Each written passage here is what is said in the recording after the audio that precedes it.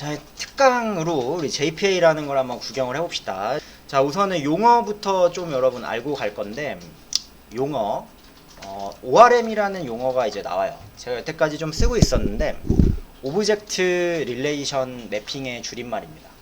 그러니까 객체 관계 매핑.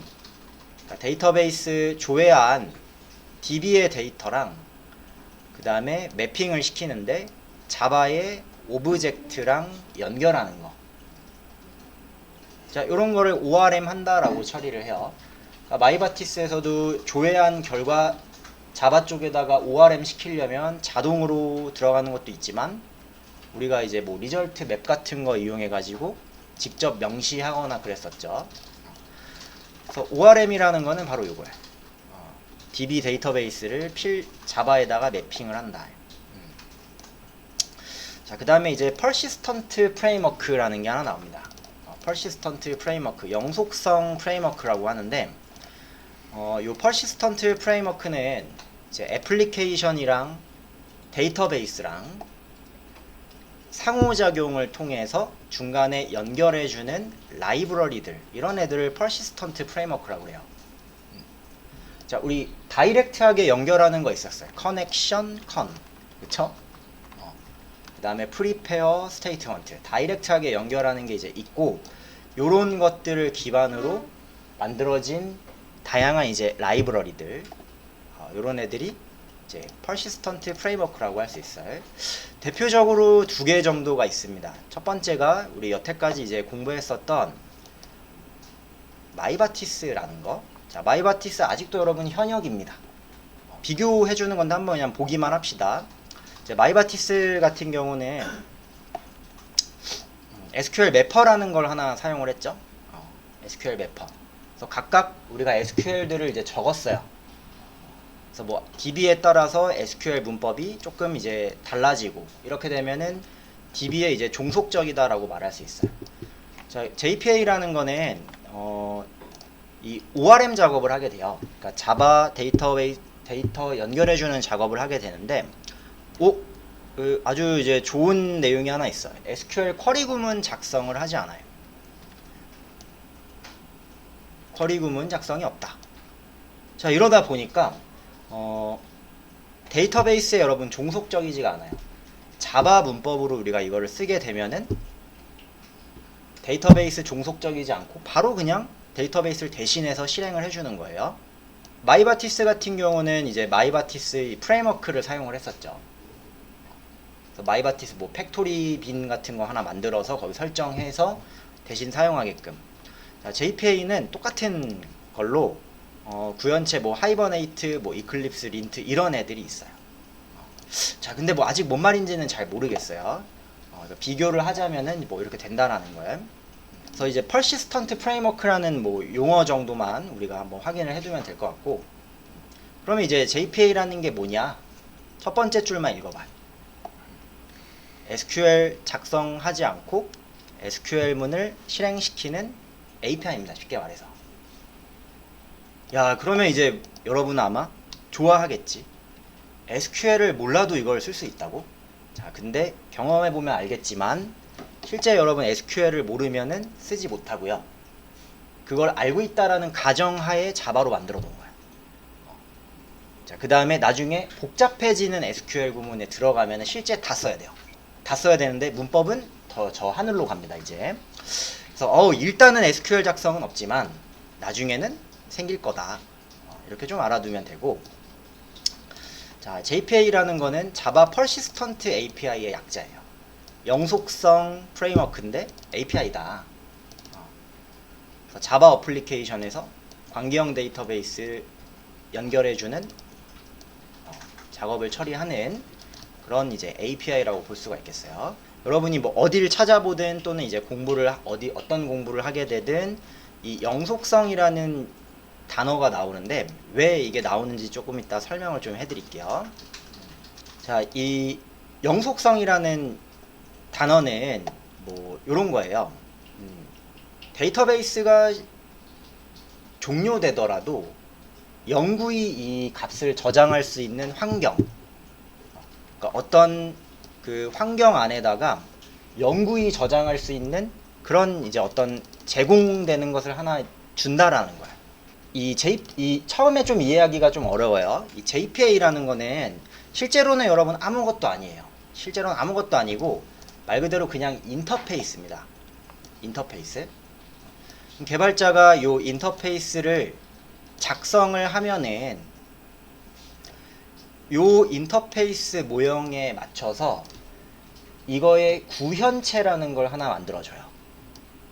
MySQL 사용할 때는 여러분 이제 매퍼라는 인터페이스를 만들었죠. 그 다음에 이거의 구현체를 XML로 만들었잖아요.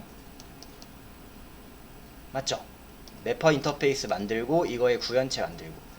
자, JPA 인터페이스를 만들면은 이거의 구현체는 여러분이 만드는 게 아니에요. 누가 만들어줄? 자동으로 만들어줍니다. 그래서 신기한 게 구현체가 여러분 없어요.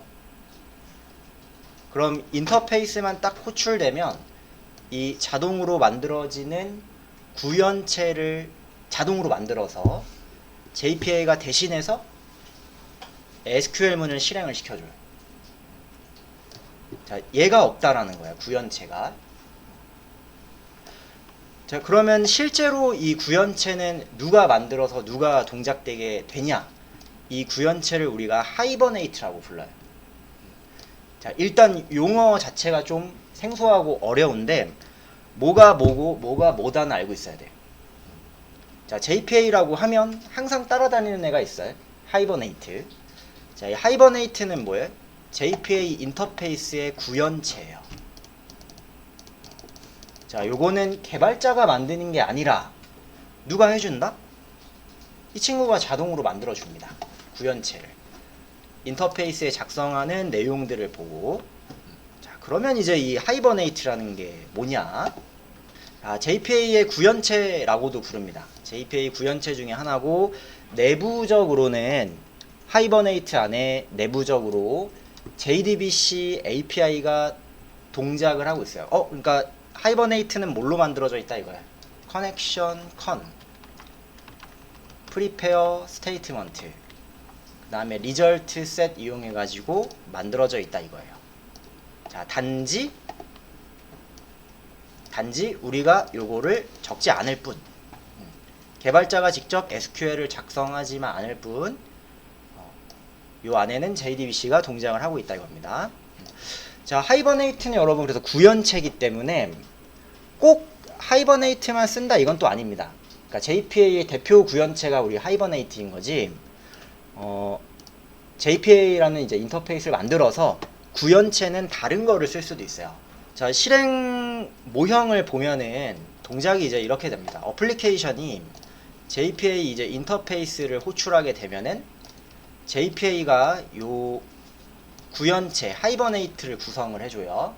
그러면 하이버네이트를 이거 자동으로 이제 만들어서 하이버네이트 안에서 JDBC가 동작을 하고 실행한 결과를 다시 그냥 개발자는 받아갈 수가 있어지는 거예요.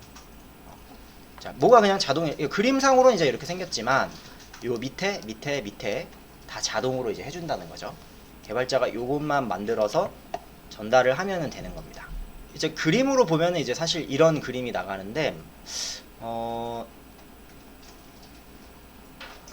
한번 설명만 해드리고 갈게요.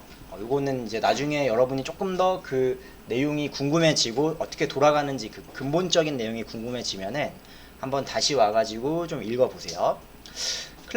이 JPA는 엔티티 매니저라는 게 있어요. 그러니까 엔티티라는 게 있습니다. 엔티티.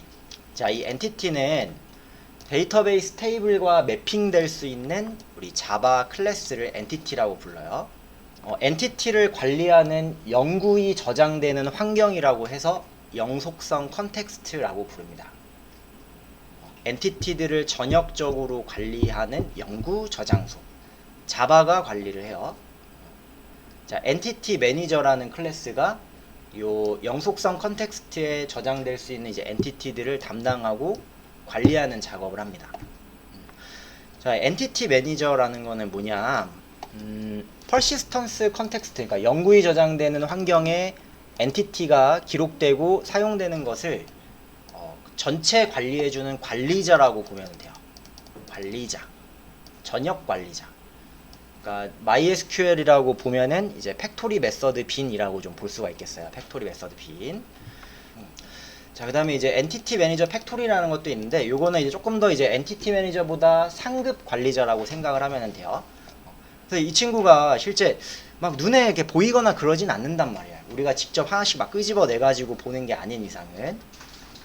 대략적으로 이제 뭐 엔티티, 그다음에 엔티티를 관리해준 영속성 컨텍스트, 요거를 클러드 작업 관리해주는 이제 엔티티 매니저라는 게 있고, 이 각각의 엔티티 매니저들을 관리하는 엔티티 매니저 팩토리라는 게 있다. 이제 이 정도만 여러분 좀 알아두시고, 이제 클라이언트에서 이제 SQL문을 우리가 전달을 하게 될 거예요.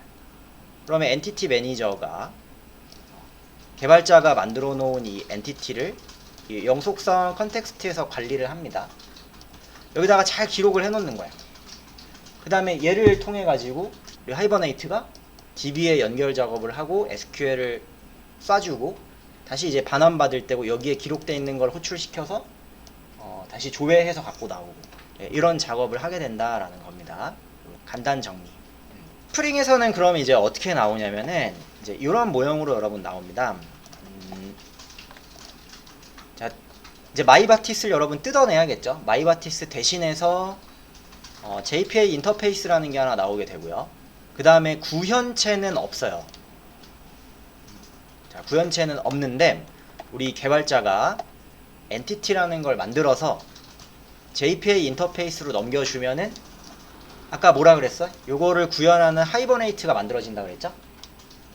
만들어져서 지가 영속성 컨텍스트 만들고 엔티티 등록하고 자동으로 요 인터페이스 모형에 따라서 SQL문을 동작을 시켜주는 거예요. 즉 우리는 이제 뭐만 만들면 돼? 이렇게만 만들어집니다. 자, 내용을 제가 진짜 알차게 준비를 했는데, 자, 어려우면은 그냥 이것만 보세요. 내가 좀 자신 있어진다? JPQL이라는 것도 볼 수 있어요. 더 자신 있어진다? 구현체를 우리가 직접 만들 수 있고요. 그 다음에 이제 조인도 처리를 할 수가 있어져요.